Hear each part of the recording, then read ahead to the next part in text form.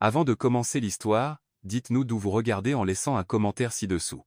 Si vous aimez cette vidéo, n'oubliez pas de liker et de vous abonner. Passez une merveilleuse journée. Profitez de l'histoire, tout le monde. Sofia Martinez criait au beau milieu de Crestwood Avenue, comme si elle voulait sauver le monde, alors qu'elle ne faisait que vendre du popcorn, depuis un chariot qui faisait plus de bruit qu'un hélicoptère en panne. Ses baskets avaient plus de trous qu'une passoire, son t-shirt jaune était plus délavé que l'espoir en fin de mois, mais son sourire, oh, il brillait plus fort que les dents d'un influenceur numérique. Monsieur en costume, oui, vous, celui qui fait semblant de ne pas me voir. Lança-t-elle à un homme d'affaires qui accélérait le pas. Votre visage stressé hurle. J'ai besoin de sucre.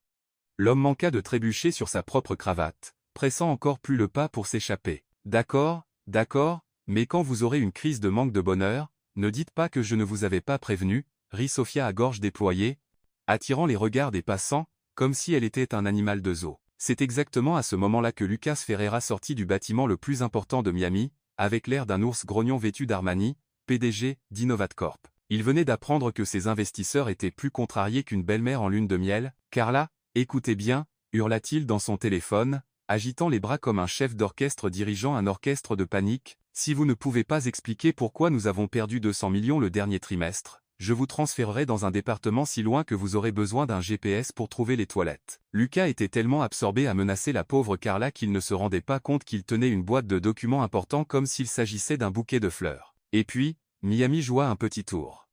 Une bourrasque, de celle qui ne se manifeste que quand on est pressé, dévala l'avenue comme un ouragan. La boîte de Lucas s'ouvrit brutalement, et les papiers s'envolèrent dans tous les sens. « Fils de » cria Lucas, s'arrêtant net lorsqu'il vit ses rapports secrets voler à travers la ville comme des pigeons égarés. Les graphiques de bénéfices virevoltaient dans les airs, les contrats de plusieurs millions faisaient des pirouettes, et Lucas, lui, courait sur le trottoir comme un fou, essayant d'attraper tout à la fois, ressemblant à un jongleur qui avait complètement perdu le contrôle. « Revenez ici, pour l'amour du ciel !» cria-t-il à une feuille qui se dirigeait vers une bouche d'égout. C'est alors que Sofia vit la scène et manqua de s'étouffer de rire. « Mon Dieu !» rit-elle, abandonnant son chariot, on dirait un chien qui court après sa propre queue, sauf que la queue est en papier. Sans réfléchir, Sofia passa en mode sauvetage, elle courut, glissa et zigzagua sur le trottoir comme sur une piste de danse endiablée, attrapant les papiers en l'air avec l'agilité d'un joueur de baseball. « Je l'ai !» cria-t-elle, sautant pour en attraper un juste avant qu'il ne devienne le déjeuner d'un pigeon. Celui-là a failli se transformer en confetti de mariage. Lucas s'arrêta net et la fixa, complètement perplexe. Une fille volait littéralement sur le trottoir, riant comme une folle, attrapant ses documents top secrets comme si c'était la chose la plus amusante au monde. « Vous m'aidez ou vous vous moquez de moi ?» demanda-t-il, essoufflé. « Je vous aide. » Deux personnes qui attrapent des papiers, c'est mieux qu'une seule, rit Sofia, lui tendant une pile de documents. En plus, vous ressemblez à un pingouin qui essaie de voler. Un pingouin qui essaie de voler ? Répéta Lucas, abasourdi. Oui, beaucoup d'efforts, zéro résultat, mais très divertissant à regarder. Sofia rit si fort que Lucas sentit les coins de sa bouche frémir. Lorsqu'ils eurent rassemblé tous les papiers, Lucas avait l'impression d'avoir couru un marathon. Sofia, en revanche, rayonnait comme si elle venait de gagner à la loterie. Waouh! Vous transpirez beaucoup, dit-elle, remarquant à quel point Lucas s'était trempé. Vous devriez faire plus d'exercices ou au moins courir après des papiers volants plus souvent. Lucas la fixa, choqué. Personne, absolument personne, ne lui parlait comme ça. Je vais à la salle de sport, marmonna-t-il sur la défensive. La salle de sport, ça ne compte pas. Les machines font tout le travail là, bah, gloussa Sofia, retournant à son chariot. Vous avez besoin d'un vrai exercice, comme pousser un chariot de pop-corn en montée. Elle commença à préparer un nouveau sachet de pop-corn, fredonnant doucement. Qu'est-ce que vous faites ? demanda Lucas, fasciné par son calme. Je prépare votre remède contre le stress, répondit Sofia, remplissant le sachet à ras-bord. Vous êtes plus tendu qu'une corde de violon mal accordée. Je n'ai pas besoin.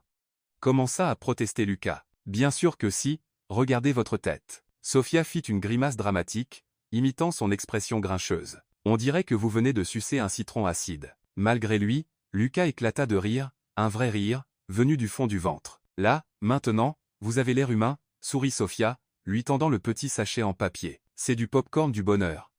La recette secrète de ma grand-mère. Recette secrète ? Lucas haussa un sourcil. Oui, elle mettait de l'amour dans chaque grain, cligna Sofia. Elle ajoutait aussi du sucre, mais l'amour était l'ingrédient principal. Lucas prit le sachet, sentant sa chaleur à travers le papier. Quand était-ce la dernière fois que quelqu'un lui avait offert quelque chose sans rien attendre en retour ? Quand était-ce la dernière fois que quelqu'un l'avait fait rire comme ça ? Combien je vous dois? Demanda-t-il, cherchant son portefeuille. Rien, c'est offert par la maison, répondit Sophia avec un geste théâtral, ou plutôt, par le trottoir. Je ne peux pas l'accepter gratuitement. Bien sûr que si, vous m'avez offert le meilleur divertissement de la journée, rit Sophia. Sérieusement, vous courir après ces papiers, c'était mieux que Netflix. Lucas mit un morceau de pop-corn dans sa bouche. C'était parfait. Sucré, croquant, fait avec soin. C'est vraiment bon, admettez-le. Je sais, dit Sophia avec fierté. Mon pop-corn a guéri des cœurs brisés, des crises d'angoisse, même des drames émotionnels. Des drames émotionnels?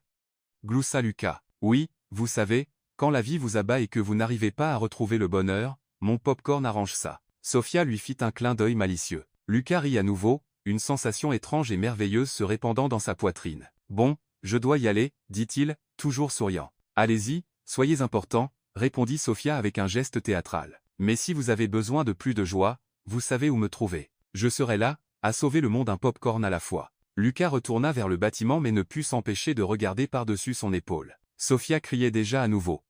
Popcorn. Popcorn. Plus addictif qu'un texto de votre crush. Il secoua la tête, riant doucement. Cette fille était complètement folle, et pour la première fois depuis des années, Lucas Ferreira ne trouvait pas ça si mal. Ce qu'il ne savait pas, c'est qu'en s'éloignant, Sophia l'observait, mordillant sa lèvre d'un air pensif. Qui est ce type? Murmura-t-elle, et pourquoi a-t-il l'air d'avoir besoin d'un câlin et d'un bon rire? Elle haussa les épaules et retourna à ses cris, popcorn. Popcorn frais. Moins cher qu'une thérapie et tout aussi efficace. 3 heures après l'épisode des papiers volants, Sophia comptait l'argent de la journée quand son téléphone sonna. Un numéro inconnu clignotait à l'écran, et elle faillit ne pas répondre. C'était probablement une autre arnaque essayant de vendre une assurance santé pour animaux de compagnie. « Allô » dit-elle, continuant à trier les pièces. « Sophia Martinez ?» Une voix de femme, froide et professionnelle, comme la climatisation d'un centre commercial, retentit. « Si vous vendez quelque chose, tout ce que j'ai, c'est du popcorn. Je m'appelle Elena, du département des ressources humaines d'InnovatCorp. Nous aimerions vous inviter à un entretien d'embauche demain à 14 h. Sophia manqua de lâcher le téléphone. Pardon, quoi? InnovatCorp? C'est quoi cette histoire? InnovatCorp, la plus grande entreprise technologique de la région. Nous recherchons actuellement des candidats pour le poste d'assistant personnel du PDG. Sophia regarda autour d'elle, s'attendant presque à voir une équipe de caméras cachées. Madame, je pense que vous vous êtes trompée de numéro. Je vends du popcorn dans la rue. Il n'y a pas d'erreur. Mademoiselle Martinez, vous avez été personnellement recommandée. Puis-je confirmer votre présence? Recommandée? Par qui? Je n'ai même pas de CV, je sais à peine utiliser Excel. Cela sera évalué lors du processus de sélection. Puis-je confirmer votre présence? Sophia marqua une pause de quelques secondes, essayant de tout assimiler, puis éclata de rire. Ok, c'est quoi la blague? C'est mon cousin Miguel qui est derrière tout ça, n'est-ce pas? Dites-moi juste que je suis tombé dans le panneau. Mademoiselle Martinez, ce n'est pas une blague. C'est une véritable opportunité d'emploi. La voix resta calme et professionnelle. Sophia cessa di rire. Attendez, vous êtes sérieuse? Tout à fait sérieuse. L'adresse est 1450 Crestwood Avenue, tour de bureau, 47 étages. Sophia manqua de s'étouffer. C'était le même bâtiment où elle avait aidé cet homme stressé avec les papiers volants. Et combien ça paye? Demanda-t-elle, un peu hésitante. Quand Elena lui annonça le montant, Sophia dut s'agripper à son chariot de popcorn pour ne pas s'évanouir. C'était plus d'argent qu'elle gagnait en 6 mois. Je serai là. Bégaya-t-elle. Parfait. Veuillez porter une tenue professionnelle. Demain. Elena raccrocha, laissant Sophia fixer son téléphone comme s'il venait d'une autre planète. Maman, murmura-t-elle au ciel. Si tu es là, à tirer les ficelles, je vais le découvrir. Le lendemain, Sophia se tenait devant le miroir de son petit appartement, essayant de comprendre ce qui pouvait bien passer pour une tenue professionnelle. Dans son placard, elle avait 3 options. La paire de jeans la moins déchirée, un chemisier noir qui n'était pas taché de popcorn, et un blazer acheté en solde il y a 2 ans, et jamais porté. Eh bien, dit-elle à son reflet, au moins, je n'ai pas l'air de vendre des churros. Elle enfila les seules chaussures fermées qu'elle possédait, une paire de mocassins marrons qui faisaient du bruit en marchant, et quitta la maison, priant pour ne pas se ridiculiser. Quand elle arriva chez InnovatCorp, Sophia dut pencher la tête en arrière pour voir le sommet du bâtiment. Il était immense, tout recouvert de verre réfléchissant, ressemblant plus à un vaisseau spatial qu'à un bureau. Jésus-Christ, murmura-t-elle, il gagne probablement plus en une journée que moi dans toute ma vie. Le hall d'entrée était encore plus intimidant. Du marbre partout, des plantes dignes d'un plateau de cinéma, et une réceptionniste qui ressemblait à un mannequin de magazine. Sofia Martinez, ici pour un entretien, dit-elle, essayant de paraître confiante. La réceptionniste lui lança un rapide coup d'œil, jugeant clairement les mocassins bruyants et le blasé soldé. 45 étages, ascenseur à droite. Quand les portes de l'ascenseur s'ouvrirent au 45 étages, Sofia eut l'impression de débarquer sur une autre planète. L'air sentait le parfum coûteux et l'ambition, et il y avait des femmes partout, des femmes magnifiques, parfaites, des femmes qui savaient certainement utiliser Excel. « Mon Dieu !» murmura Sofia, comptant silencieusement. Il devait y avoir au moins 80 candidates, toutes en talons hauts, toutes vêtues de tenues qui coûtaient probablement plus cher que son loyer, toutes avec des CV probablement plus épais que la Bible. Et elle, sentant le pop-corn et portant des mocassins bruyants, « Vous êtes là pour le poste d'assistante aussi ?»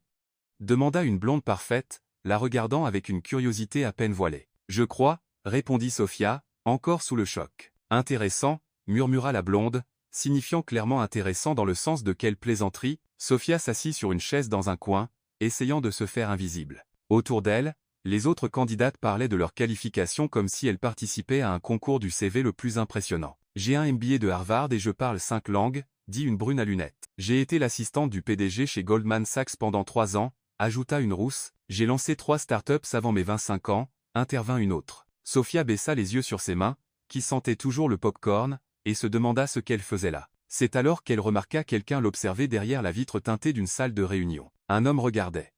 Elle ne pouvait pas voir son visage clairement, mais il y avait quelque chose de familier dans sa posture. « Candidate, veuillez vous mettre en rang. » annonça une femme élégante qui devait être Elena. « Les entretiens seront individuels.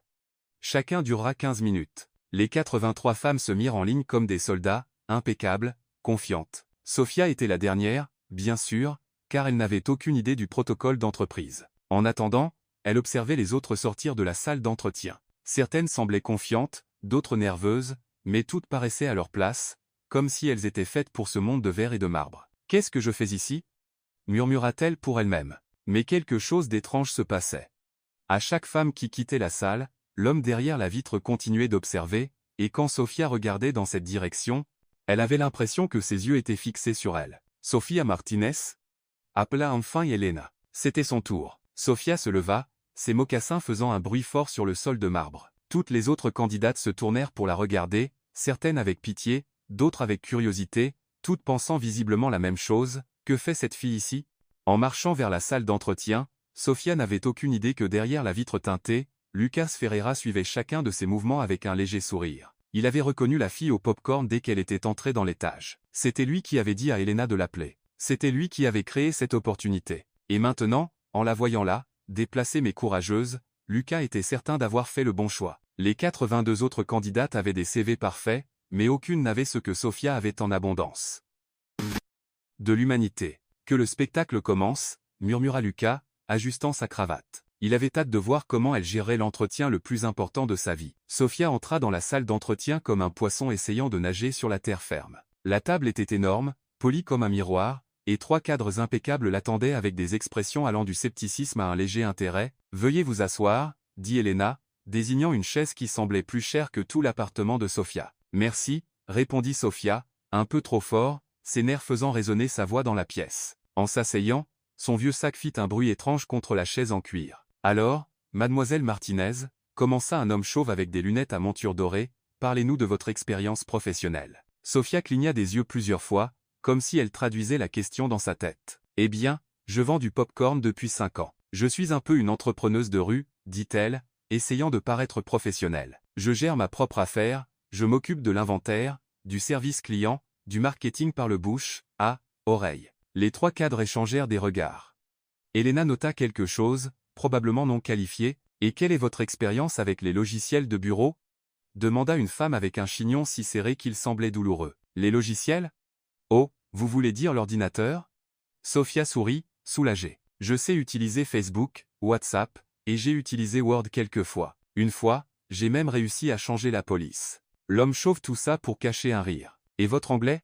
C'est une entreprise internationale. » « Oh, mon anglais est très bon, » répondit Sofia avec fierté. « Je parle très bien l'anglais, en fait, sauf qu'elle prononça en fait comme le mot portugais atuellement, ce qui fit cligner des yeux les cadres, perplexes. « Parfait, » murmura la femme au chignon, clairement sarcastique. C'est alors que Sofia fit un geste pour appuyer son propos et renversa le verre d'eau sur la table. L'eau se répandit partout, trempant des documents importants et faisant un bruit d'éclaboussure. « Mon Dieu !» cria Sophia, sautant de sa chaise. « Je suis tellement désolée.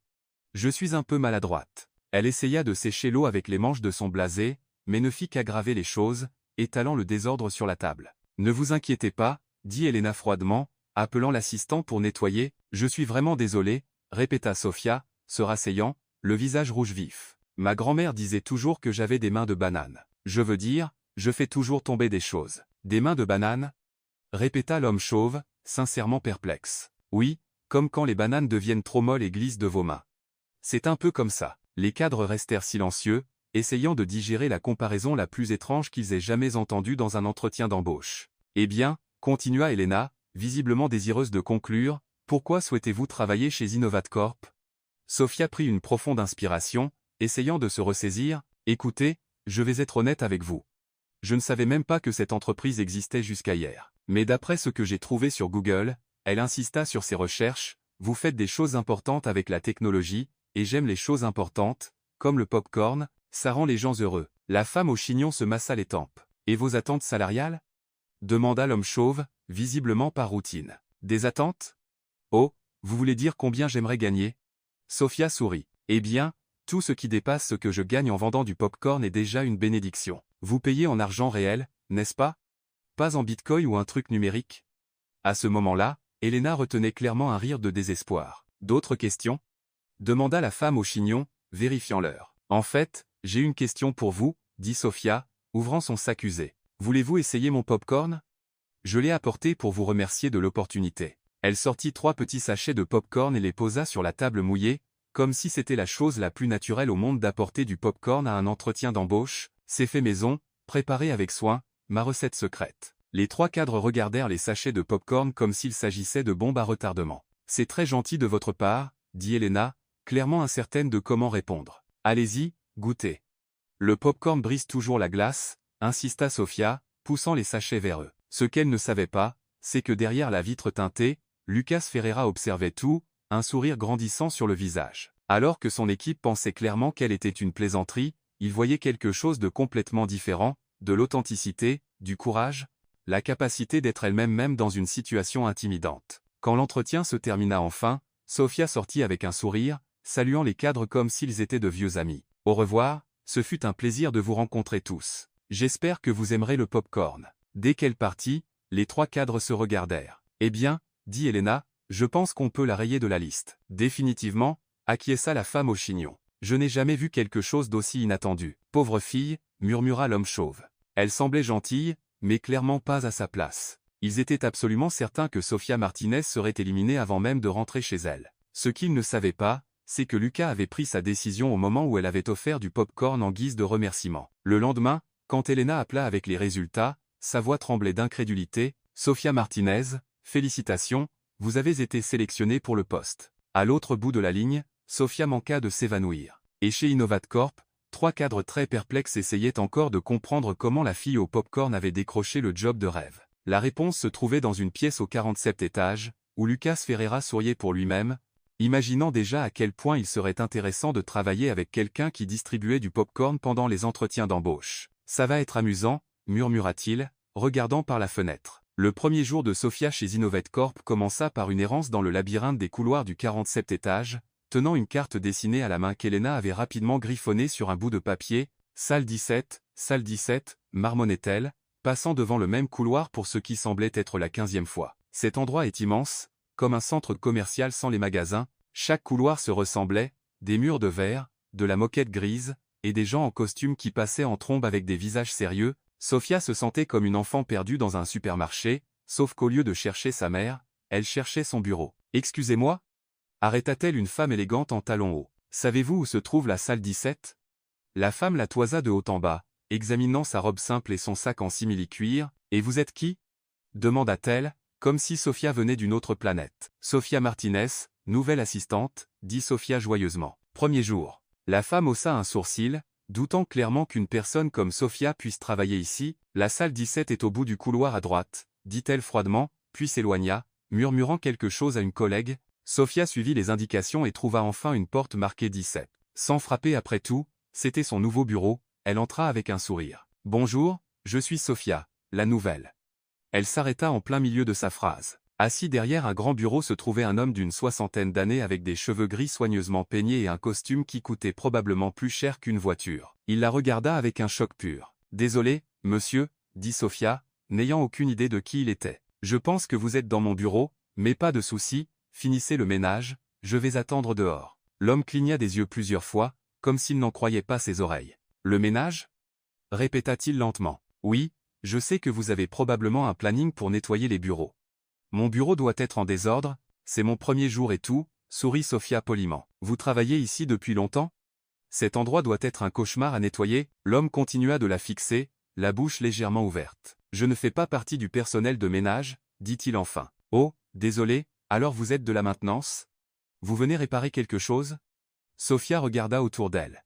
« Tout semble fonctionner parfaitement pour moi. Je suis Edward Thornton, » dit-il, se levant lentement, président du conseil d'administration d'InnovatCorp. Il y eut un silence assourdissant. Sophia cligna des yeux une fois, puis deux, puis son visage devint rouge vif. « Mon Dieu, » murmura-t-elle, se couvrant le visage des deux mains. « Je viens de traiter le président de concierge. »« Vous l'avez fait » confirma Edward, bien qu'il y ait une lueur dans ses yeux. « Je peux démissionner tout de suite, » dit Sophia, mortifiée, « ou vous pouvez me licencier, ou je peux sauter par la fenêtre. »« Ce ne sera pas nécessaire, » gloussa doucement Edward. « Bien que, en 40 ans de carrière, ce soit la première fois que quelqu'un confond mon bureau avec un placard à fournitures. Je suis une catastrophe ambulante, » gémit Sophia. « Ma mère disait toujours que j'avais le don de parler avant de réfléchir. Votre mère semble être une femme sage. » Sourit Edward. « Et vous devez être la fameuse Sophia Martinez dont tout le monde parle. Fameuse pour les mauvaises raisons, je suppose, » marmonna-t-elle. « Vous savez, » dit Edward, s'asseyant sur le bord de son bureau, « en 4 décennies dans ce métier,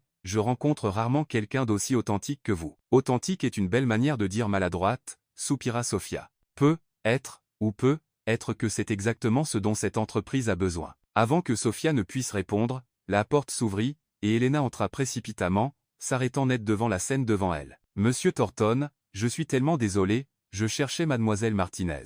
Elle m'a trouvé en premier, » sourit Edward, « ou plutôt, elle est entrée dans mon bureau et m'a proposé d'attendre pendant que je finissais de nettoyer. » Elena Polite. « Oh non. »« Oh oui, » confirma Sophia, souhaitant que le sol s'ouvre et l'engloutisse. « Mademoiselle Martinez, » dit Edward en se levant, « permettez-moi de vous escorter jusqu'à votre véritable bureau. C'est le moins que je puisse faire après avoir pris votre pièce par erreur. » Il lui offrit son bras comme un gentleman, et Sophia, toujours mortifiée, accepta. Alors qu'ils traversaient les couloirs, tous les employés s'arrêtaient pour regarder la scène surréaliste. Le président du conseil d'administration escortant la nouvelle recrue comme si elle était de la royauté. « Ça va devenir légendaire, » murmura quelqu'un. « Elle a traité Thornton de concierge, » marmonna une autre personne, choquée. « Comment n'a-t-elle pas encore été licenciée ?» demanda une troisième voix. La rumeur se répandit dans le bâtiment comme une traînée de poudre. En quelques minutes, toute l'entreprise avait entendu parler de l'énorme bourde de la nouvelle assistante. Lorsqu'ils arrivèrent enfin à la véritable salle 17, beaucoup plus petite et bien moins impressionnante, Edward lui dit au revoir avec un sourire. « Ce fut un plaisir de vous rencontrer, mademoiselle Martinez. Je suis sûr que votre temps ici sera intéressant. » Dès qu'il s'éloigna, Sophia s'effondra sur sa chaise et enfouit son visage dans ses mains. « Premier jour, et je suis déjà une blague, » gémit-elle. Ce qu'elle ne savait pas, c'est que 3 étages plus haut, Lucas Ferreira écoutait Edward raconter l'histoire, riant si fort qu'il avait les larmes aux yeux. « Elle a vraiment cru que vous étiez le concierge ?» demanda Lucas, essuyant ses yeux. « Et elle m'a même proposé de me laisser finir mon travail pendant qu'elle attendait, » rit Edward. « Lucas, en toute ma carrière, je n'ai jamais vu quelque chose de pareil. Cette fille est rafraîchissante. » Lucas sourit, regardant par la fenêtre vers l'étage inférieur. « Elle est spéciale, » murmura-t-il. « Spéciale ne suffit pas à la décrire, » acquiesça Edward. « Elle a le courage d'être elle-même dans un monde rempli de gens qui essaient d'être quelqu'un d'autre. » Pendant ce temps, dans les couloirs d'InnovatCorp, le nom de Sophia Martinez était sur toutes les lèvres. Certains riaient avec mépris, d'autres avec incrédulité, mais tout le monde parlait d'elle. Et au milieu de tout ce chaos, Lucas Ferreira ressentait quelque chose qu'il n'avait pas ressenti depuis longtemps. Une curiosité sincère pour ce qui allait suivre. Car une chose était certaine. Avec Sophia Martinez dans les parages, la routine habituelle du bureau était officiellement terminée, et pour la première fois depuis des années, cela ne le dérangeait pas du tout. 2 semaines après l'incident Edward Thornton le concierge, Sophia commençait tout juste à s'habituer à la routine d'InnovatCorp quand Elena apparut à son bureau avec un regard mi-paniqué, mi-résigné. « Sophia, il faut que je vous parle, » dit Elena, tenant un dossier comme si c'était un bouclier. « Salut, Elena, » Si c'est à propos de ma confusion entre la salle de repos et la salle de réunion hier, je me suis déjà excusé auprès de tout le monde. Ce n'est pas à ce sujet, Sophia. Nous avons une situation. L'entreprise a été invitée au gala de charité de l'hôpital pour enfants de Miami, c'est un grand événement. Politiciens, chefs d'entreprise, la presse, c'est génial. Vous allez donner beaucoup d'argent, alors. Oui, mais le problème, c'est qu'il nous faut quelqu'un pour représenter Innovate Corp à l'événement. Sophia attendit qu'elle continue, mais Elena resta là, la regardant avec une expression étrange. Et, demanda Sophia. Et vous avez été choisie. Sophia cligna des yeux plusieurs fois. J'ai été quoi, maintenant? Vous allez représenter l'entreprise au gala demain soir. Demain soir? Cria Sophia, assez fort pour que la moitié du bureau se retourne pour la regarder. Elena, je ne sais même pas ce qu'est un gala. Je pensais que c'était un genre de fruit. C'est un dîner chic avec des gens importants. Des gens importants? Je peux à peine parler au personnel de la cafétéria sans faire une gaffe.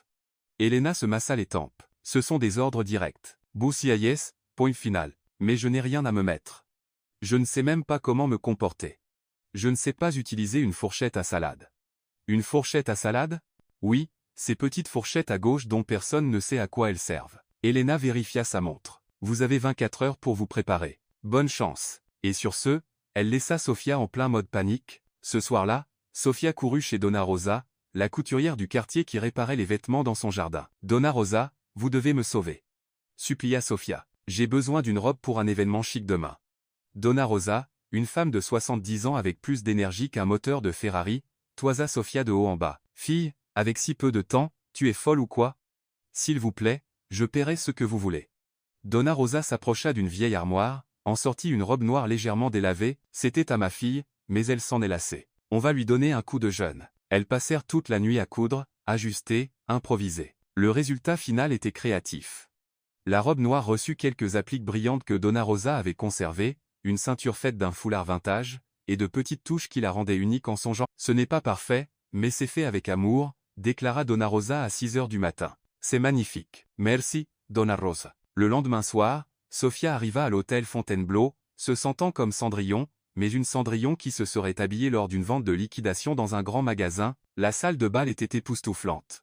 D'immenses lustres, des tables décorées avec des fleurs qui coûtaient probablement plus cher que son salaire mensuel, et des gens qui semblaient sortis d'un magazine de mode. Sophia Martinez, Innovate Corp, dit-elle à la réceptionniste, qui vérifia la liste 2 fois avant de lui remettre un bracelet. Dès qu'elle entra dans la salle de bal, Sophia se sentit comme un pingouin dans une convention de paons. Tout le monde semblait savoir exactement où se tenir, quoi dire, comment tenir leur coupe de champagne sans renverser. Vous devez être la représentante d'Innovate Corp, dit une voix derrière elle. Sophia se retourna et manqua de s'étouffer. Un homme très élégant, cheveux gris, sourire de star de cinéma. Je suis Gabriel Silva, PDG de NextGen, votre concurrent, dit-il avec un sourire charmant. Oh, salut, je suis Sophia. Et, attendez, concurrent?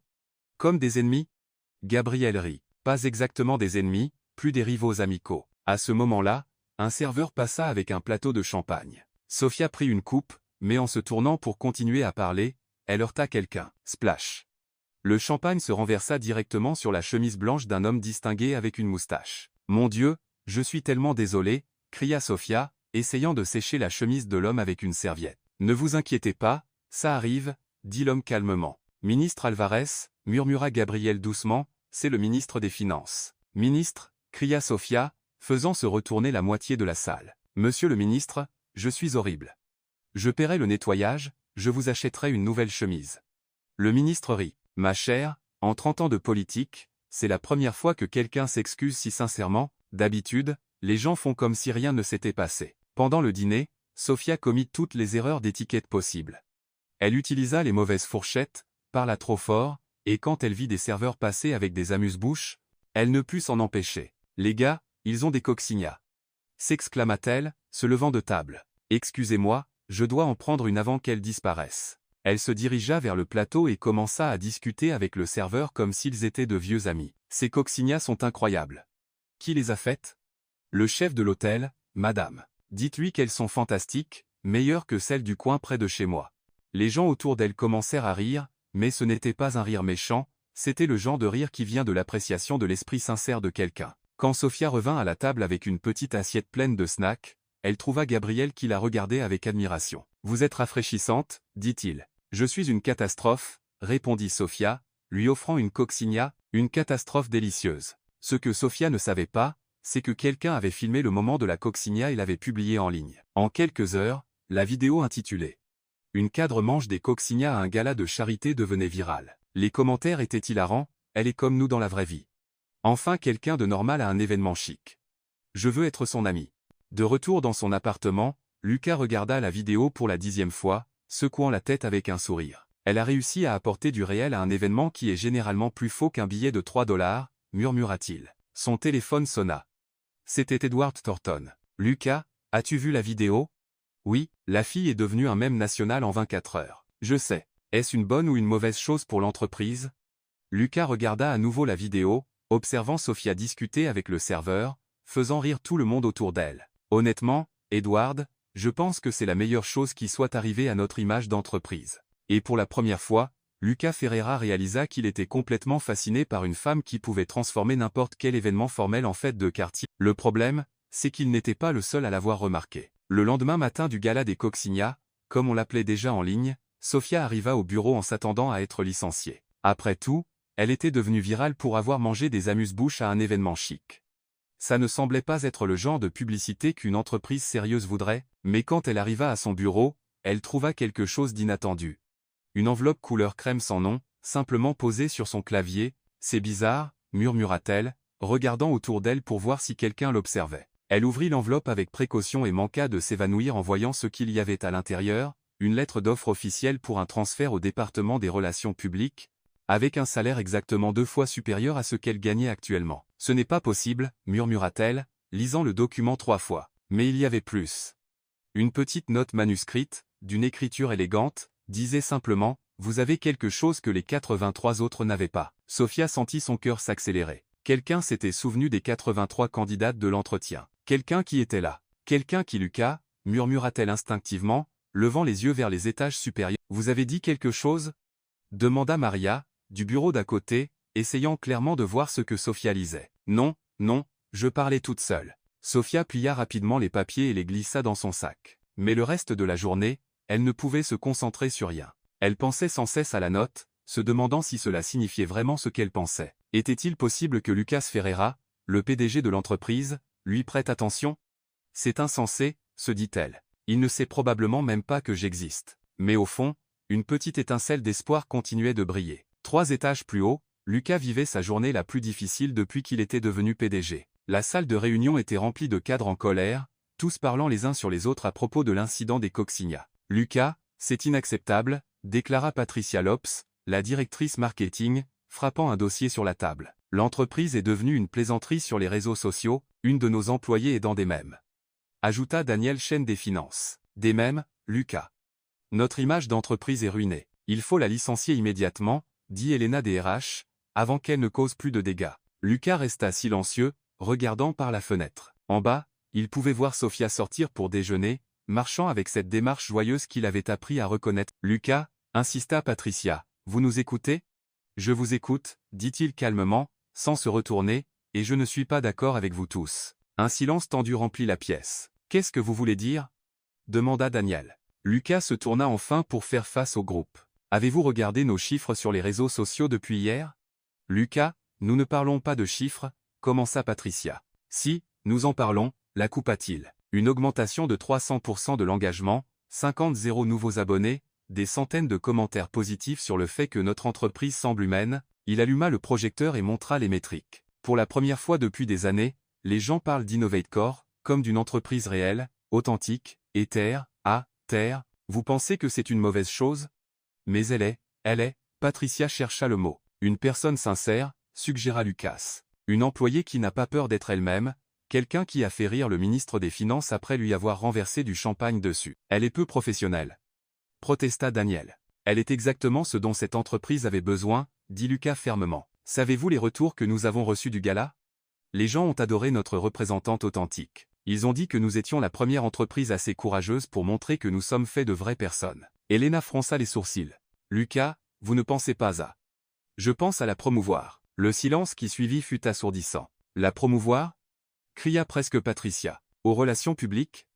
Elle a un don naturel pour connecter avec les gens. Lucas, c'est de la folie, dit Daniel. Le conseil d'administration ne l'approuvera jamais. Le conseil l'approuvera parce que je suis le PDG, dit Lucas, sa voix portant une autorité qu'il utilisait rarement. Et s'ils ne le font pas, je leur rappellerai que notre valeur marchande a augmenté de 2% depuis hier. Il éteignit le projecteur et se dirigea vers la porte. La réunion est terminée. Sofia Martinez reste, et si quelqu'un a un problème avec ça, qu'il vienne me parler directement. Cet après-midi-là, Sofia était dans l'ascenseur, revenant d'une réunion, quand quelqu'un entra à la dernière seconde. Son cœur manqua un battement quand elle vit que c'était Lucas. Ils montèrent en silence pendant quelques étages, l'air chargé de tension. Sofia serrait son sac contenant la note mystérieuse, essayant de décider si elle devait dire quelque chose. « Comment était l'événement hier » demanda Lucas avec désinvolture, sans la regarder. « C'était intéressant » répondit Sofia, essayant de garder une voix stable. « Je pense que j'ai fait quelques erreurs. » « Des erreurs » Lucas sourit légèrement. « J'ai entendu dire que vous étiez le clou de la soirée. Être connu pour manger des croquettes n'est pas exactement le genre de clou qu'une entreprise veut, non ?» Lucas la regarda enfin, et Sofia eut l'impression qu'il pouvait voir directement dans son âme. « Ça dépend de l'entreprise, » dit-il doucement. L'ascenseur s'arrêta à son étage. « C'est mon étage, » dit Sofia, mais elle ne bougea pas tout de suite. « Sofia, » dit Lucas alors qu'elle sortait, « oui ?» Parfois, les meilleures choses de la vie arrivent dans des emballages inattendus. Les portes se fermèrent avant qu'elle ne puisse répondre, la laissant debout dans le couloir, le cœur battant comme un tambour. Ce soir-là, chez elle, Sofia lut la note pour la 20e fois. Vous avez quelque chose que les 83 autres n'avaient pas. Et pour la première fois, elle commença à croire que juste peut être, Lucas Ferreira la voyait vraiment comme plus qu'une simple employée problématique. Ce qu'elle ne savait pas, c'est qu'au 47e étage, Lucas se tenait près de la fenêtre, se demandant exactement quand la vendeuse de pop-corn était devenue la personne la plus importante dans ses pensées. 2 semaines après l'incident de la note mystérieuse, Elena apparut au bureau de Sofia avec un regard qui était à la fois surpris et résigné, une combinaison que Sofia commençait à reconnaître. « Sofia, vous partez pour Orlando » annonça Elena, posant un dossier sur son bureau. « Orlando ? Vous voulez dire, comme Disney World » demanda Sofia avec enthousiasme. « Non, une conférence technologique. Tech Summit 2025. 3 jours, hôtel 5 étoiles, présentations importantes. » Sofia cligna des yeux plusieurs fois. « Moi ? À une conférence technologique ? Elena, je sais à peine utiliser Excel. » Ordre direct. Vous partez avec l'équipe exécutive. L'équipe exécutive ? Sofia s'étouffa. Saint Kluch Lucas Ferreira. Oui. Sofia sentit son estomac faire un double salto arrière. Je ne peux pas y aller. Je ne comprends rien à la technologie, je vais me ridiculiser. Trop tard. Votre vol est demain à 7:00 à l'aéroport de Miami. Sofia arriva, traînant une valise empruntée à son voisin, portant l'unique blazer qu'elle possédait. Quand elle vit l'équipe exécutive d'Innovatcorp à la porte d'embarquement, tous parfaitement habillés avec leurs bagages de marque et leurs ordinateurs portables élégants, elle voulut se cacher derrière un pilier. « Sofia !» Lucas fit un signe de la main, et elle manqua de trébucher sur sa valise en le voyant en tenue décontractée, jean, chemise à col ouvert, cheveux légèrement en désordre, il semblait humain. « Salut !» dit-elle, se remettant encore du choc de le voir si abordable. Dans l'avion, parce que Sofia soupçonnait ne pas être une simple coïncidence, son siège se trouvait juste à côté de celui de Lucas. « Première fois à Orlando ?» demanda-t-il alors qu'ils rangeaient leurs bagages à main. « Première fois en avion » admit Sofia nerveusement, attachant sa ceinture de sécurité. « Vraiment ?» Lucas sembla sincèrement surpris. « Ma famille n'a jamais eu d'argent pour des vols. Le plus loin où je suis allé, c'était en bus jusqu'à Fort Lauderdale. » Pendant le décollage, Sofia agrippa la coudoir si fort que ses jointures devinrent blanches. Lucas le remarqua. « La première fois, ça fait toujours peur, » dit-il doucement. « Voulez-vous que je vous explique ce qui se passe ? » « Oui, s'il vous plaît. » « On dirait qu'on est dans une boîte de sardines volantes. » Lucas rit, un rire sincère et honnête, pas le genre poli qu'utilisent les cadres. « Techniquement, vous n'avez pas tort. » Au fil du vol, ils commencèrent à discuter naturellement. Lucas lui demanda des détails sur sa vie, comment elle en était venue à vendre du pop-corn, quels étaient ses rêves. Sofia, à son tour, demanda ce que c'était de diriger une énorme entreprise et s'il s'était déjà senti aussi perdu qu'elle le ressentait souvent. « Tout le temps, » admit Lucas. « Parfois, j'ai l'impression de juste faire semblant de savoir ce que je fais, en espérant que personne ne s'en rende compte. Vous ? Mais vous êtes le PDG. Vous êtes le patron de tout le monde.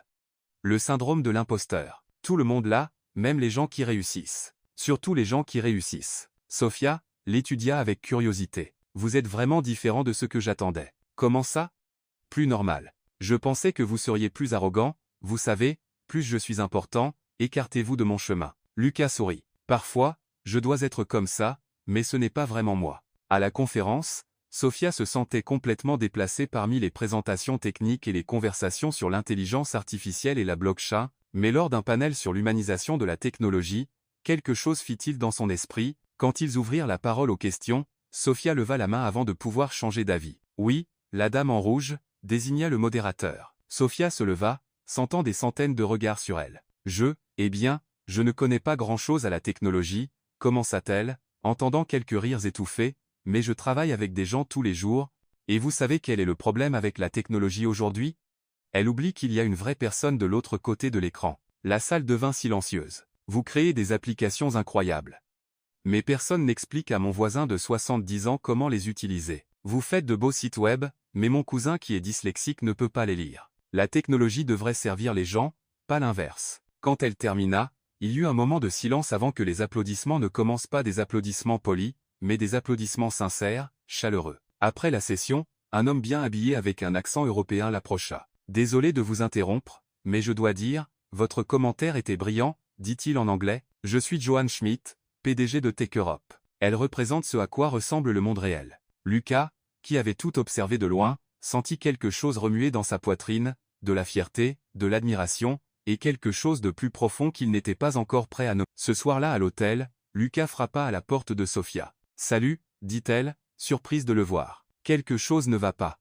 Puis-je entrer? J'ai besoin de vous parler. » Sofia le laissa entrer, soudain très consciente qu'elle portait des vêtements décontractés, un t-shirt et un pantalon de survêtement alors qu'il semblait toujours parfaitement soigné. « Sofia, ce que vous avez fait aujourd'hui à la conférence était extraordinaire. J'ai juste dit ce que je pensais. Exactement, et c'était brillant. » Lucas marcha jusqu'à la fenêtre. Puis se tourna pour lui faire face. « Il faut que je vous dise quelque chose. » Le cœur de Sofia commença à s'emballer. « C'est moi qui ai demandé qu'on vous appelle pour l'entretien. C'est moi qui vous ai embauché, et c'est moi qui ai laissé cette note sur votre bureau. Sofia sentitsesiam besvatiller. Vous? Depuis le jour où vous m'avez aidé avec ces papiers, depuis que vous avez offert du pop-corn à un étranger stressé, je n'ai pas pu arrêter de penser à vous. » Il fit un pas vers elle. « Ce n'est pas seulement votre cœur, Sofia, c'est votre esprit, votre façon de voir le monde. Vous avez une intelligence émotionnelle que je n'ai jamais vue chez personne d'autre. » Sofia recula, soudain effrayée par l'intensité du moment. « Lucas, arrêtez, arrêtez juste. Pourquoi? Parce que vous êtes le patron. » Lâcha-t-elle. « Vous êtes le PDG multimillionnaire, et je ne suis que la fille au pop-corn qui ne sait même pas quelle fourchette à salade utiliser. » Sofia, non. Elle courut vers la porte. « C'est insensé. Vous vous lasserez de jouer à Cendrillon, et ce sera moi qui finirai blessé. » Elle ouvrit la porte. « Je vais dans ma chambre, et demain, faisons comme si cette conversation n'avait jamais eu lieu. » Lucas resta au milieu de la pièce, regardant la porte se fermer, sentant qu'une partie de lui venait de s'en aller avec elle. De l'autre côté de la porte, Sofia s'appuya contre le mur et glissa jusqu'au sol, les mains tremblantes, car la vérité était qu'elle était tombée amoureuse de lui aussi, et cela l'effrayait plus que n'importe quelle turbulence en avion. Le lundi matin après la conférence d'Orlando ressemblait à une bombe à retardement. Sofia venait à peine de s'asseoir à son bureau quand Elena apparut avec un regard qu'elle n'avait jamais vu auparavant, un mélange de panique, de colère et de quelque chose qui ressemblait à de la pitié. « Sofia, il faut que vous veniez avec moi maintenant. Bonjour à vous aussi. » Elena. « C'est sérieux? » Très sérieux. Elles marchèrent rapidement dans les couloirs, et Sofia remarqua que les gens s'arrêtaient de parler lorsqu'elle passait, regards étranges, chuchotements, gens pointant leur téléphone, quelque chose n'allait vraiment pas. « Elena, vous me faites peur. Que se passe-t-il? » Elena s'arrêta devant la salle de conférence et prit une profonde inspiration. « Il y a un article sur vous ce matin. » « Un article sur moi? Pourquoi? » Elena lui tendit une tablette. À l'écran, le titre fit froid dans le dos à Sofia. « Scandale chez Innovate Corp. Le PDG multimillionnaire dans une romance interdite avec une employée non qualifiée. » « Quoi? Qu'est-ce que c'est que ça? » bégaya Sofia, commençant à lire. L'article était dur et détaillé. Il disait qu'elle avait été mystérieusement embauchée au détriment de 83 candidates qualifiées, qu'elle avait été promue sans mérite, et spéculait ouvertement sur une relation intime entre elle et Lucas. Il y avait même des photos d'eux dans l'avion, riant et discutant. Qui a écrit ça? Un blog d'affaires dirigé par Rafael Santos. Mais le pire, ce n'est pas l'article, dit Elena, l'air physiquement malade. C'est comment ils ont obtenu l'information. Elena ouvrit un autre fichier sur la tablette. C'était une capture d'écran d'un courriel interne d'Innovatcorp, avec l'entête officielle de l'entreprise, de Lucas. Ferrere Innovatcorp, com. Ah. H. Innovatcorp, comme objet. Instruction spéciale, Sofia Martinez. Elena, comme nous en avons discuté, je veux que vous accordiez un traitement spécial à l'employée Sofia Martinez. Elle a un accès direct à moi et n'a pas besoin de suivre les protocoles standards. Toute demande de sa part doit être traitée immédiatement. Cette affaire est confidentielle et personnelle. Lucas Ferreira, PDG, Innovatio Corp. Sofia sentit le monde tourner. Ce courriel est réel? Non, dit Elena rapidement. Lucas ne l'a jamais envoyé, mais quelqu'un a réussi à créer un faux courriel qui semble totalement réel. Mais comment? Quelqu'un avec un accès interne? Quelqu'un qui connaît le fonctionnement de nos systèmes. Sofia s'effondra sur la chaise. Elena, je jure devant Dieu, il n'y a jamais rien eu entre moi et Lucas. Rien. Je vous crois, Sofia, mais ça n'a plus d'importance maintenant. L'article a déjà été partagé des milliers de fois. Les actionnaires sont furieux. Le conseil est en panique. Elena s'assit à côté d'elle. Sofia, ils veulent vous écarter. Écarter? Licencier. Aujourd'hui. Le silence qui suivit fut assourdissant. Sofia regarda à nouveau l'article, voyant sa photo à côté de celle de Lucas sous la légende d'un conte de fées à l'envers. Quelqu'un a fait ça exprès, murmura-t-elle. Quelqu'un veut que je parte. On dirait. Mais qui? Et pourquoi? Elena secoua la tête. Je ne sais pas, mais celui qui a fait ça connaît bien l'entreprise. Ils avaient accès à nos systèmes, savaient pour Orlando, ont obtenu les photos, Sofia se leo lentamente. Où est Lucas? En réunion avec le conseil, essayant de limiter les dégâts. Est-ce qu'il pense que j'ai fait quelque chose? Elena hésita. Il se bat pour vous protéger, Sofia, mais la pression est énorme. 2 heures plus tard, Sofia débarrassait son bureau, mettant ses quelques affaires dans une boîte en carton. Ses collègues l'évitaient comme si elle avait une maladie contagieuse. Les gars, dit-elle à Maria et aux autres, feignant d'être occupés, vous savez que l'article n'est pas vrai, n'est-ce pas? Un silence gênant suivit. Sofia, dit enfin Maria, nous ne savons plus quoi croire. Le cœur brisé, Sofia termina de ranger et quitta Innovatcorp pour la dernière fois, suivie des regards curieux et jugeants des gens qui, quelques semaines auparavant, riaient à ses blagues. 3 jours plus tard, Sofia était de retour sur Crestwood Avenue, mais cette fois en poussant son vieux chariot de pop-corn. Les roues grinçaient encore, le métal était toujours rouillé, mais quelque chose en elle avait changé, elle se sentait blessée, trahie. Pop-corn frais. Criait-elle sans beaucoup d'énergie. Pop-corn sucré. Sa voix avait perdu sa joie habituelle. Les gens passaient, certains la reconnaissant des actualités et chuchotant, c'est elle, celle du scandale. Pauvre fille, peut être qu'elle a été utilisée. Ou peut être qu'elle en a profité. Sofia faisait semblant de ne pas entendre, mais chaque commentaire était comme un coup de poignard. 47 étages plus haut, Lucas était dans son bureau, examinant des piles de documents avec l'aide d'un enquêteur privé qu'il avait discrètement engagé. Monsieur Ferreira, dit Michael Carter, l'enquêteur, j'ai trouvé quelque chose d'intéressant. Lucas leva les yeux des papiers. Le faux courriel a été envoyé depuis un ordinateur de l'entreprise mais a été masqué pour ressembler au vôtre. Celui qui a fait ça avait des connaissances techniques avancées et un accès administratif. Ça réduit la liste des suspects à environ 12 personnes. Mais il y a plus. Michael posa une photo sur le bureau. Les photos de l'avion, elles ont été prises par quelqu'un dans le même vol, quelqu'un de votre équipe. Lucas étudia la photo. Elle était discrète, prise de loin, mais montrait clairement lui et Sofia riant ensemble. Qui de l'équipe avait accès au système et était dans le vol pour Orlando? 3 personnes. Elena Rodriguez des RH, Daniel Chen des finances, et Michael marqua une pause dramatique, Patricia Lopes, directrice marketing, Lucas serra les poings. Patricia, l'une des voix les plus bruyantes réclamant le licenciement de Sofia, Patricia qui remettait toujours en question ses décisions, Patricia qui avait à la fois les connaissances techniques et l'accès. J'ai besoin de preuves solides, Michael. Je travaille déjà dessus. Mais, monsieur Ferreira? Oui? Pourquoi quelqu'un ferait-il ça? Quel serait le motif? Lucas regarda par la fenêtre, repérant la petite silhouette de Sofia sur le trottoir, poussant son chariot. Le pouvoir, dit-il simplement. Quelqu'un a vu Sofia comme une menace pour le statu quo et a décidé de l'éliminer. Ce que Lucas ne dit pas, c'est qu'en enquêtant sur qui avait saboté Sofia, il avait pris conscience d'une douloureuse réalité à son sujet, il était complètement amoureux d'elle. Et maintenant, à cause du stratagème de quelqu'un, il pourrait ne jamais avoir l'occasion de réparer les dégâts causés par sa confession à Orlando. Mais il allait découvrir qui l'avait fait, et quand il le ferait, il y aurait des conséquences. Une semaine après le licenciement de Sofia, Lucas était toujours dans son bureau à 23 heures, entouré de documents, de captures d'écran et de preuves que Michael Carter avait soigneusement collées. L'enquêteur privé avait été discret mais efficace, et maintenant, les pièces du puzzle se mettaient enfin en place, emplissant Lucas d'une colère froide et frémissante. « Michael, êtes-vous absolument sûr ?» demanda Lucas, scannant à nouveau les preuves étalées sur son bureau. « Tout à fait sûr, monsieur Ferreira. » Patricia Lopes n'était pas seulement impliquée. Elle était le cerveau derrière tout depuis le début. Michael ouvrit son ordinateur portable et montra une série de journaux informatiques. « Regardez ici. » Le jour de l'entretien de Sofia, Patricia a accédé au système des RH 17 fois. Elle surveillait chaque étape du processus d'embauche. Et après ça, une fois Sophia embauchée, Patricia a commencé à documenter chaque erreur qu'elle faisait. Michael montra un dossier numérique intitulé Projet SM, les initiales de Sophia Martinez. Patricia avait collecté du matériel pour discréditer Sophia dès le premier jour. Photos, enregistrements de conversations, même des commentaires de collègues, des commentaires qu'elle avait elle-même influencés. Lucas se sentit nauseux. Sa directrice marketing avait orchestré une campagne systématique contre une employée innocente, mais pourquoi, Michael? Quelle était sa véritable motivation?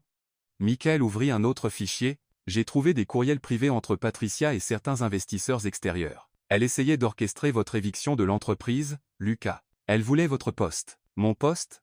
Elle poussait l'histoire que vous aviez perdu votre concentration, que vous preniez des décisions émotionnelles plutôt que rationnelles. Embaucher Sophia était le crochet parfait pour cette narration. Lucas se leva et marcha jusqu'à la fenêtre. Même à cette heure, il pouvait voir une petite lumière au coin où Sophia se tenait avec son chariot pendant la journée. Il y a plus, Monsieur Ferreira. Michael lui montra une série de messages textes. Patricia a tout coordonné avec Raphaël Santos, le blogueur. Elle lui a fourni les informations, et il a publié l'article. En échange, il obtiendrait un accès exclusif à la nouvelle direction d'Innovatcorp, une fois qu'elle aurait pris le pouvoir. La nouvelle direction?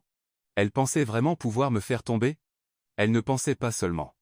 Elle a presque réussi. Si vous n'aviez pas engagé un enquêteur privé, vous n'auriez probablement jamais découvert. Lucas Serrales Poins, Patricia Lopes, sa directrice marketing depuis 5 ans, quelqu'un en qui il avait confiance, avait détruit la vie d'une personne innocente par pure ambition. Michael, je veux que vous prépariez un rapport complet, chaque pièce de preuve, chaque document, chaque journal informatique. Je veux que ce soit irréprochable pour demain matin. J'appelle le conseil. Le lendemain matin, la salle du conseil d'administration d'Innovatcorp était tendue. Edward Thornton, le président, avait convoqué une réunion d'urgence à la demande de Lucas. Tous les membres du conseil étaient présents, ainsi que Patricia Lopes, qui n'avait clairement aucune idée de ce qui allait se passer. Lucas, commença Edward.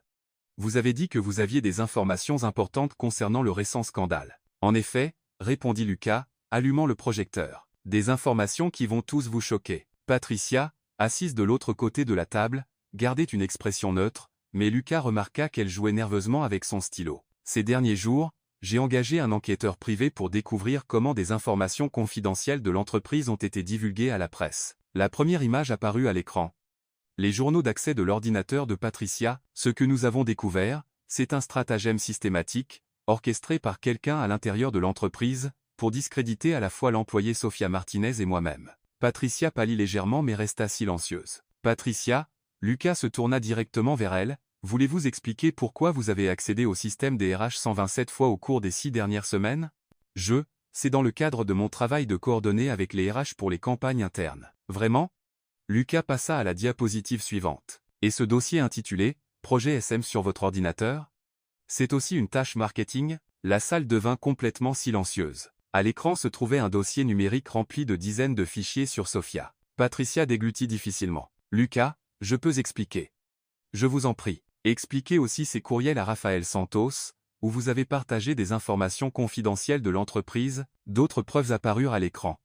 Échange de courriels, messages textes, même des relevés téléphoniques. Edward Thornton se penchan avant. Patricia, est-ce vrai?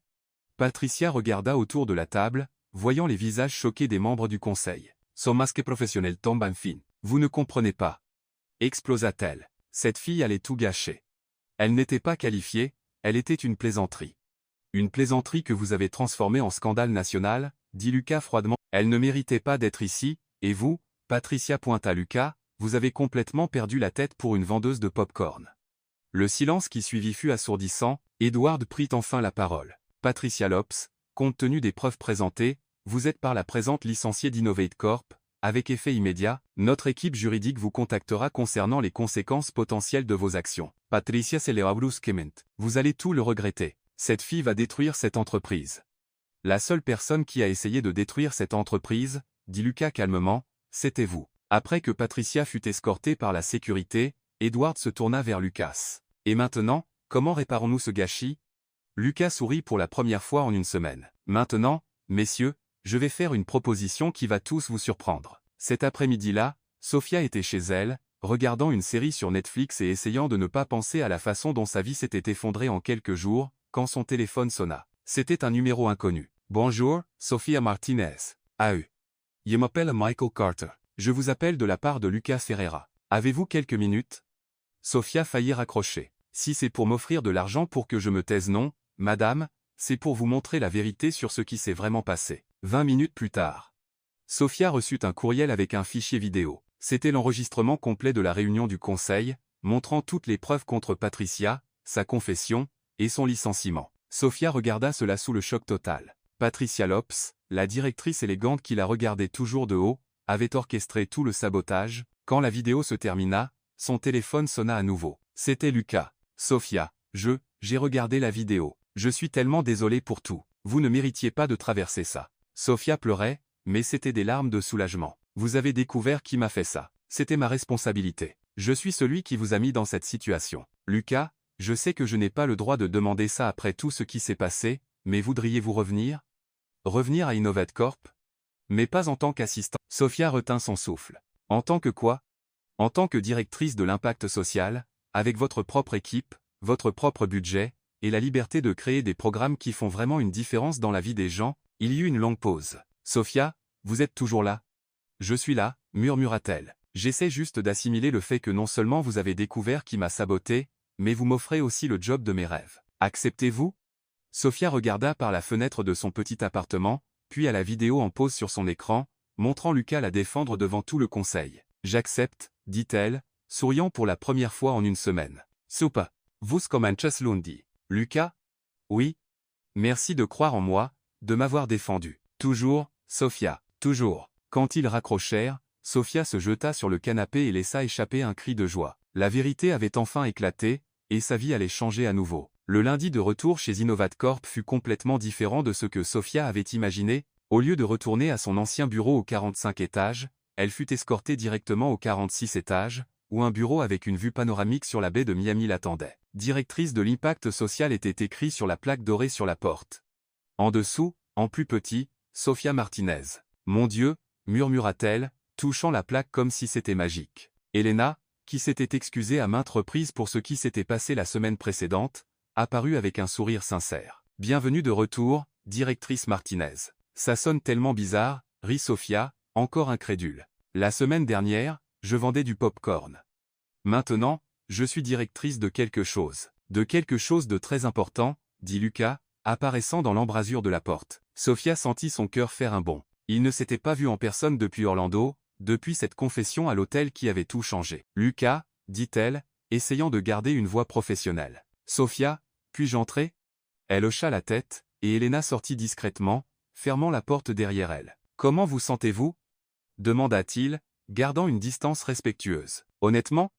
Nerveuse, excitée, confuse, tout à la fois, Lucas sourit. C'est exactement le bon mélange pour commencer quelque chose de révolutionnaire. Il s'approcha du bureau et posa un dossier épais dessus. Votre budget initial est de 2 millions de dollars. Vous pouvez embaucher jusqu'à 10 personnes pour votre équipe, et vous avez toute liberté pour créer les programmes que vous jugez nécessaires. Sophia ouvrit le dossier et manqua de s'évanouir en voyant les chiffres. 2 millions? Pour commencer? Si les projets réussissent, nous augmenterons. Lucas, je ne sais même pas par où commencer. Commencez par ce que vous savez, par ce qui touche votre cœur. Dans les semaines qui suivirent, Sophia se plongea dans la recherche, les conversations et les brainstorming. Elle passa des heures à la bibliothèque à étudier les programmes sociaux d'autres entreprises, parla à des associations à but non lucratif, et visita des communautés défavorisées, et c'est lors d'une de ces visites, dans un quartier de Liberty City, que l'idée naquit. Elle parlait à des jeunes de 16 à 25 ans quand elle rencontra Jamal, un jeune de 19 ans qui vendait des bonbons faits maison dans la rue pour aider à soutenir ses jeunes frères et sœurs. J'ai des tonnes d'idées pour des entreprises, dit Jamal, lui montrant un carnet rempli de croquis et de plans, mais je n'ai pas l'argent pour commencer. Je ne sais même pas comment faire un vrai plan d'affaires. Et si quelqu'un vous apprenait? Demanda Sophia. Qui voudrait apprendre à quelqu'un comme moi? Cette nuit-là, Sophia rentra chez elle avec le cœur en feu et une idée claire en tête. 3 semaines plus tard, Sophia était dans la salle du conseil, présentant sa proposition au conseil d'administration. La présentation s'intitulait Entrepreneur Popcorn, transformer les rêves en entreprise. Le concept est simple, expliqua-t-elle, cliquant sur la première diapositive, nous identifions des jeunes talents dans des communautés défavorisées qui ont des idées d'entreprise mais manquent de ressources ou de connaissances pour les concrétiser. Edward Thornton se pencha en avant, visiblement intéressé. Nous offrons 6 mois de mentorat intensif, un cours sur l'entrepreneuriat, un soutien pour élaborer un plan d'affaires, et pour les meilleurs projets, un investissement initial pouvant atteindre 50 $. 50 € par projet? Demanda un membre du conseil. Le programme pilote comptera 20 participants. Cela représente $1 million en investissement direct, plus les coûts opérationnels. Lucas, qui observait silencieusement, sourit lorsque la diapositive suivante apparut, mais voici la partie révolutionnaire, poursuivit Sophia. Ce n'est pas de la charité. C'est un investissement. Innovatcore devient partenaire minoritaire de chaque entreprise créée. Quand elles réussissent, l'entreprise réussit aussi. Un investissement social avec un retour financier. Edward murmura, clairement impressionné, brillant. Et ce n'est pas tout. Nous appelons cela l'effet popcorn.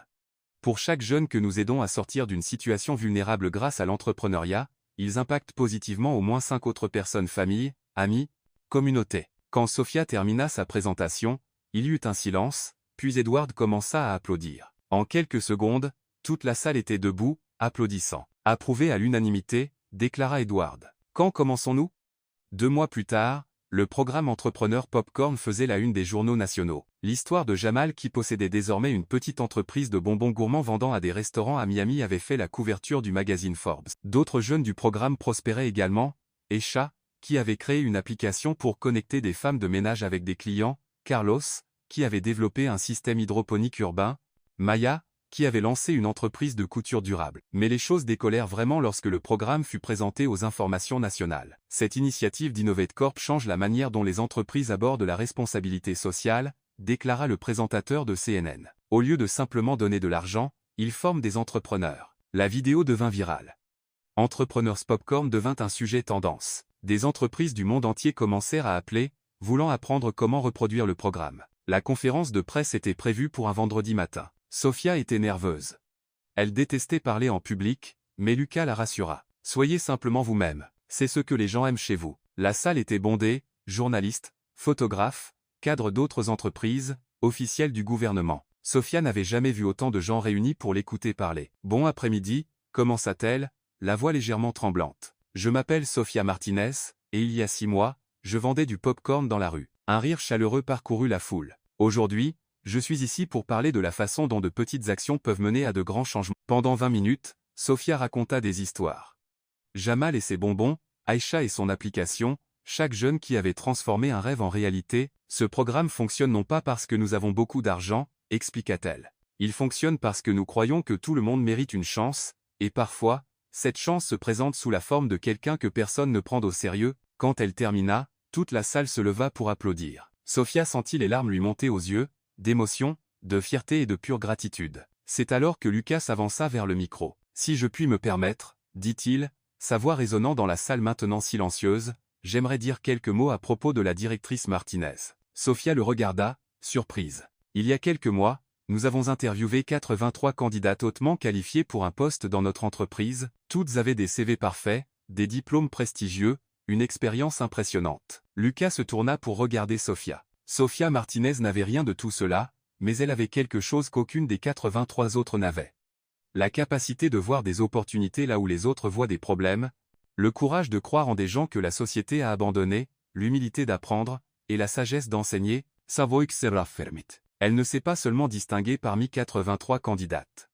Elle s'est distinguée dans un monde obsédé par les apparences, un monde dans lequel j'étais autrefois piégé. Elle m'a appris que la véritable qualification ne se mesure pas par des diplômes, mais par l'impact, et son impact a déjà changé directement plus d'une centaine de vies et indirectement des milliers d'autres. La salle éclata à nouveau en applaudissements, mais Sophia ne pouvait regarder que Lucas, remarquant quelque chose dans ses yeux qui la fit rougir, de l'admiration, de la fierté, et quelque chose de plus profond, qu'elle n'était pas prête à nommer en public. Quand la conférence de presse se termina et que les journalistes partirent, Sophia et Lucas se retrouvèrent seuls dans la salle vide. « Merci », dit-elle simplement. « Pourquoi ?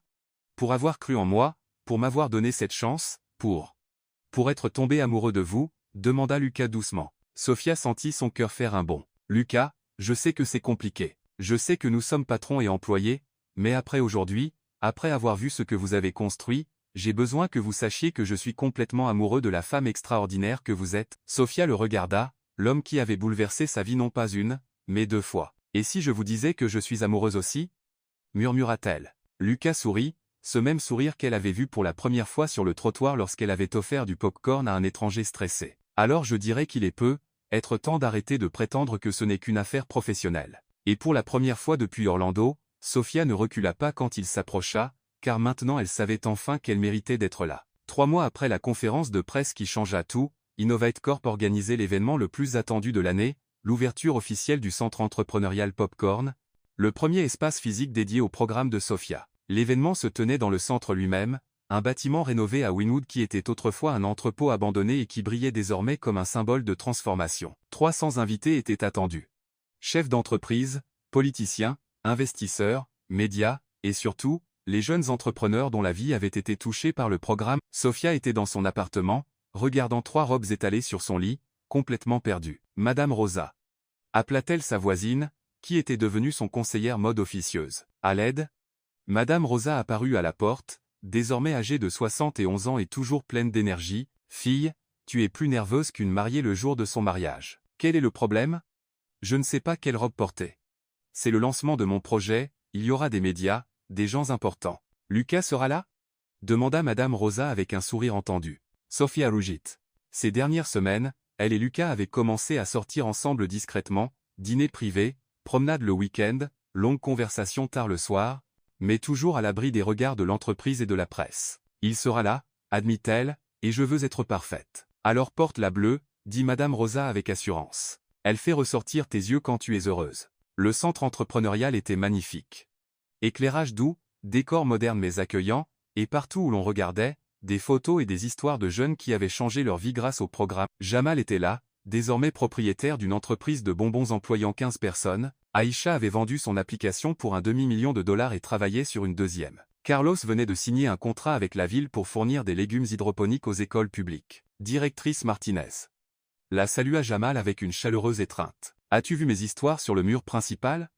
Sophia sourit, le cœur gonflé de fierté. Le mur principal du centre racontait l'histoire de chaque entrepreneur, de leur première idée à leur succès actuel. « Tu mérites d'être là, Jamal, toi et tous les autres. »« Non, directrice, c'est toi qui mérites d'être là. Sans toi, nous serions encore en train de rêver au lieu de faire avancer les choses. » Alors que Sophia circulait dans l'événement, saluant les invités et partageant des histoires du programme, elle remarqua que Lucas l'observait de loin. Il était aussi soigné que jamais, mais il y avait quelque chose de différent dans ses yeux, une intensité qu'elle ne pouvait pas tout à fait déchiffrer. « Mesdames et messieurs, la voix de l'hôte résonna dans l'espace, nous vous prions de vous diriger vers la salle principale pour la cérémonie d'ouverture officielle. » La salle principale était pleine à craquer. Sophia prit place à la table d'honneur à côté d'Edward Thornton, du maire de Miami et d'autres dignitaires. Lucas était assis à quelques chaises de là, mais elle pouvait sentir ses yeux sur elle. « Notre première oratrice ce soir, » annonça l'hôte, est la créatrice et directrice du programme entrepreneurial Popcorn, Sophia Martinez. Les applaudissements remplirent la salle alors que Sophia s'avançait vers le podium. Elle avait préparé un discours technique, rempli de chiffres et de statistiques destinées à impressionner les investisseurs dans la salle, mais lorsqu'elle regarda la foule et vit les visages des jeunes entrepreneurs Jamal, Aïcha, Carlos, Maya, et tant d'autres, elle mit de côté le discours préparé. « Bonsoir », commença-t-elle, la voix ferme et confiante. « Il y a 6 mois, si quelqu'un m'avait dit que je serais ici aujourd'hui, ouvrant un centre d'entrepreneuriat, je lui aurais probablement offert du popcorn et conseillé de trouver un thérapeute. » Un léger rire parcourut la salle. Mais la vérité, c'est que nous sommes tous ici ce soir parce que nous croyons en une chose simple, tout le monde mérite une chance, et parfois, cette chance vient d'un endroit des plus inattendus. Elle parla pendant 15 minutes, partageant des histoires personnelles, parlant de rêves, faisant rire et pleurer les gens. Quand elle termina, toute la salle se leva pour une ovation debout de 3 minutes. « Merci, » dit-elle, retournant à la table d'honneur, mais l'hôte l'arrêta. « Mes excuses, directrice Martinez, mais le PDG d'Innovate Corp, Monsieur Lucas Ferreira, souhaiterait dire quelques mots. » Sophia parut surprise. Cela ne figurait pas au programme. Lucas se leva et marcha jusqu'au podium, tenant une enveloppe dorée et une petite boîte en velours bleu qui fit s'arrêter le cœur de Sophia. « Merci, » dit Lucas, sa voix résonnant dans la salle maintenant silencieuse. « Je n'avais pas prévu de parler aujourd'hui, mais après avoir entendu Sophia, j'ai réalisé qu'il y a des choses qui doivent être dites en public. » Il la regarda directement. « Sophia, vous avez dit que tout le monde mérite une chance, mais ce que vous n'avez pas dit, c'est que vous nous avez tous donné une chance aussi. Vous nous avez appris que les affaires ne se résument pas au profit. Elles concernent un objectif. » Lucas ouvrit l'enveloppe dorée. « C'est pourquoi, au nom d'Innovate Corp, j'aimerais annoncer le premier contrat de parrainage pour le programme Entrepreneur Popcorn, $5 millions sur les 3 prochaines années, garantissant que 500 autres jeunes auront la chance de transformer leurs rêves en réalité. » La salle éclata en applaudissements, mais Lucas leva la main, demandant le silence. Mais il y a quelque chose d'encore plus important que je dois dire. Il prit la petite boîte en velours et marcha jusqu'à l'endroit où Sofia était assise, complètement stupéfaite. « Sofia Martinez, dit-il, s'agenouillant devant tout le public.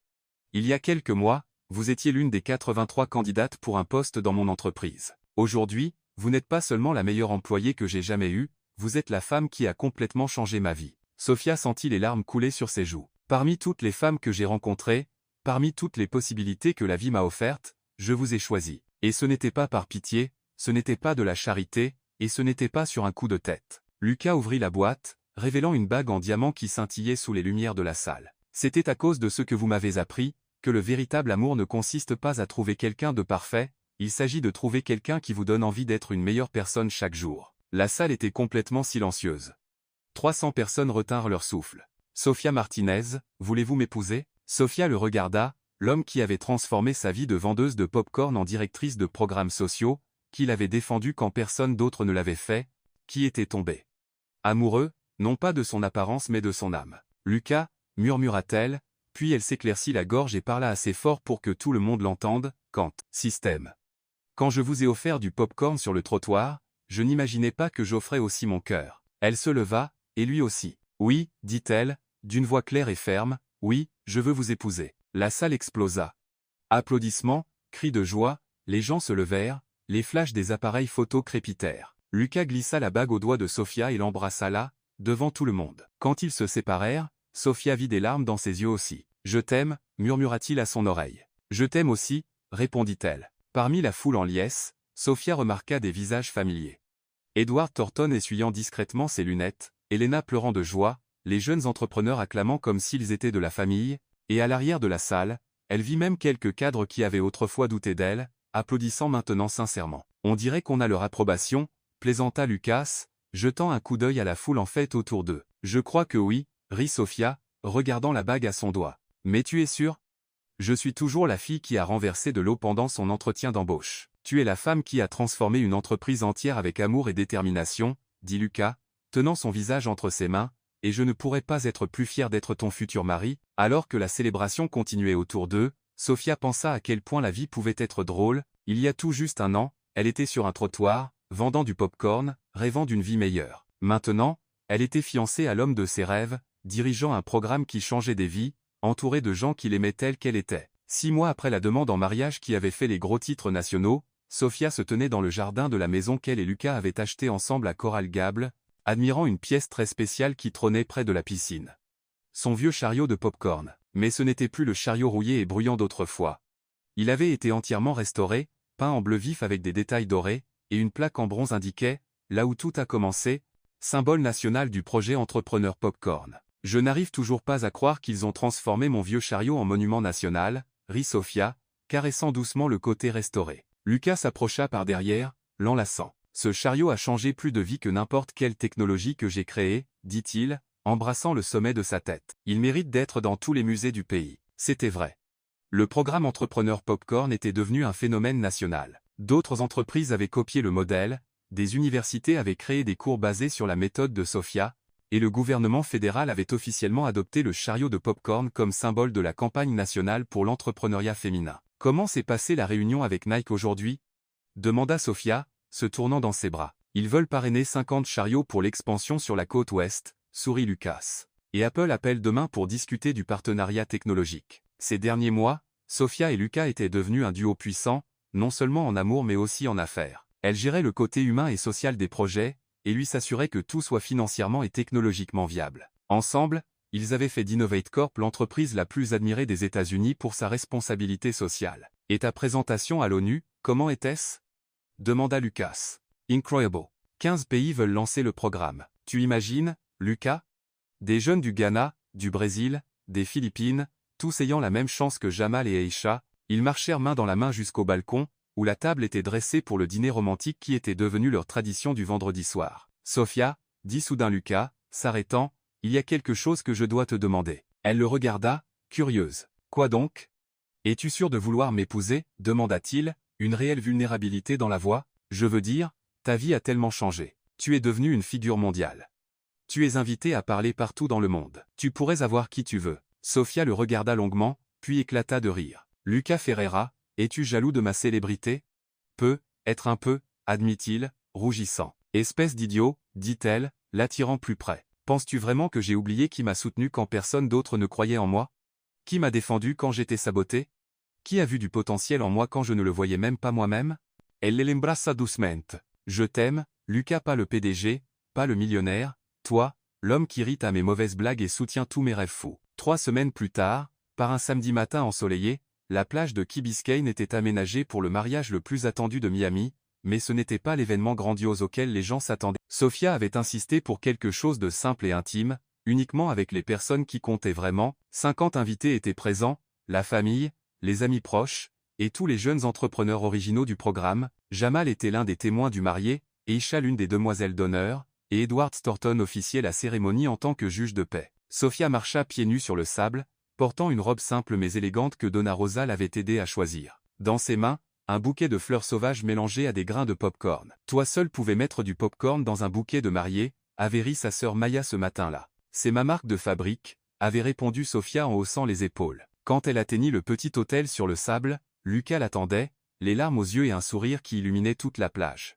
Tu es magnifique, murmura-t-il alors qu'elle s'avançait à ses côtés. Tu n'es pas mal non plus, le taquina-t-elle, faisant rire les invités autour d'eux. La cérémonie fut parfaite dans sa simplicité, des vœux personnels, des larmes émues, des rires quand Sophia manqua de trébucher sur son propre ombre dans le sable. Lucas, dit-elle pendant ses vœux, le regardant droit dans les yeux, tu m'as appris que le véritable amour ne consiste pas à mériter quelqu'un, il s'agit de grandir avec lui chaque jour. Sophia, répondit Lucas, la voix pleine d'émotion, tu m'as montré que le succès ne se mesure pas en dollars mais en vies touchées, et tu as touché non seulement la mienne mais des centaines d'autres. Quand Edward dit enfin, vous pouvez embrasser la mariée, la plage explosa en acclamations. Des feux d'artifice illuminèrent le ciel, les musiciens jouèrent, et tout le monde dansa sur le sable jusqu'au coucher du soleil. Pendant la célébration, alors que Lucas dansait avec sa nouvelle épouse, Sophia regarda autour d'elle et vit tous les visages qui faisaient partie de son parcours. Jamal était en pleine conversation avec un investisseur au sujet de son prochain projet d'expansion. Aisha montrait des photos de sa nouvelle application à certains invités. Donna Rosa dansait avec Edward Thornton, tous deux riant comme des adolescents. À quoi penses-tu? Demanda Lucas, remarquant son air pensif. Sophia se rapprocha, respirant le parfum qui lui était devenu si familier. Je pense à quel point la vie est drôle, murmura-t-elle. Il y a 2 ans, j'étais juste une fille vendant du pop-corn dans la rue, rêvant d'une vie meilleure. Et maintenant, je suis mariée à l'homme de mes rêves, je dirige un programme qui change des vies dans le monde entier, et j'ai une famille choisie qui m'aime telle que je suis. Elle le regarda dans les yeux, des larmes de pur bonheur coulant sur son visage. J'ai juste offert du pop-corn à un étranger stressé, et j'ai obtenu le monde entier en retour. Lucas sourit, ce même sourire qui avait conquis son cœur la toute première fois sur le trottoir de Crestwood Avenue. Non, mon amour, dit-il doucement, l'embrassant, tu as donné bien plus que du pop-corn. Tu as donné de la gentillesse, de la générosité, et un amour sincère, et le monde entier l'a vu. Alors qu'ils dansaient sous les étoiles, avec le bruit des vagues en fond sonore et entourés de gens qui les aimaient, Sophia pensa que peut-être, les contes de fées existaient vraiment,